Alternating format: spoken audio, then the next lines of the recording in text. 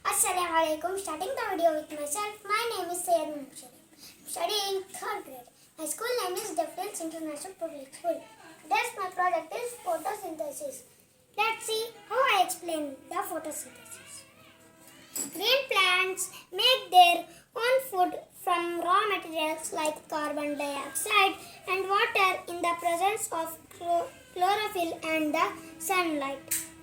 Chlorophyll means a green pigment present in the leaves, and plants release the oxygen that is useful to us to breathe, and we, the humans being, release the carbon dioxide that useful for plants to make their own food.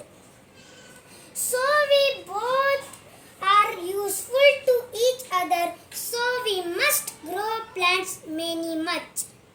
I hope you understand the concept. Do like my video, like, share and subscribe. Thanks for watching my video. Bye. Take care.